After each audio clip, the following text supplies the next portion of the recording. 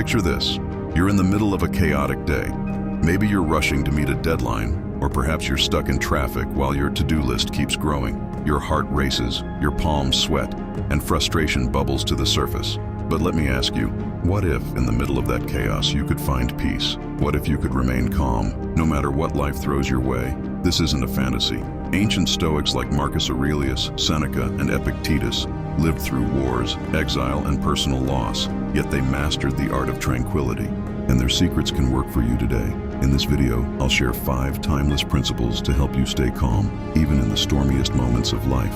Stick with me, because the last principle is one most people overlook, and it's a game changer.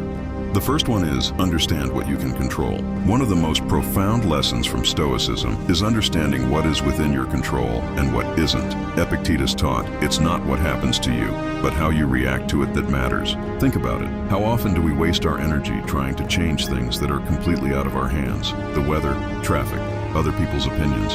None of these are within our control. What is in our control? Our thoughts, choices, and actions. The Stoics believed that by focusing solely on these, we could find freedom and peace. Imagine how much calmer you'd feel if you stopped worrying about everything outside your control. Take this example. You're waiting in line at the grocery store, and it's moving slower than a snail. You can't speed it up, but you can control your mindset. Instead of fuming, use the time to practice gratitude or reflect on your day. The power lies in shifting your focus from the uncontrollable to the controllable. Think of a ship caught in a storm. The captain can't control the wind or waves, but they can adjust the sails and steer the ship. Life is the same. The storms are inevitable, but how you navigate them is up to you. The second principle is to practice negative visualization. At first, this idea might sound unsettling. Why would anyone want to imagine worst-case scenarios? But the Stoics practiced negative visualization for a powerful reason. Seneca explained, the man who has anticipated the coming of troubles takes away their power when they arrive. By mentally rehearsing potential challenges, losing a job, facing criticism, or even encountering failure, you prepare your mind to face them with calm and resilience. Instead of being blindsided, you become grounded. But here's the twist. Negative visualization isn't about pessimism or dwelling on fears. It's about appreciating what you have and building mental strength for the future. When you visualize difficulties, you're less likely to take life for granted. That's the beauty of this practice. It makes you grateful for the present while equipping you for the unexpected. Imagine a person who rehearses a challenging speech in their mind, visualizing every possible question or critique. By the time they're on stage, they're calm and ready because they've already faced those scenarios in their head. Embrace the power of the present moment is the third one. Marcus Aurelius wrote, confine yourself to the present. Why? Because the present is the only moment where you have power. Regrets about the past and fears about the future often rob us of our peace. But what's the point of worrying about something you can't change or control?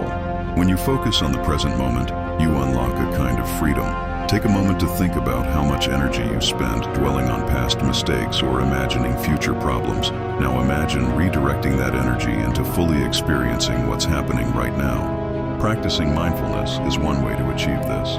Something as simple as savoring a cup of tea, feeling the warmth of the sun, or listening to your breath can anchor you in the present. The more you practice, the easier it becomes to find calm even in life's chaos. Picture someone walking through a noisy, crowded street.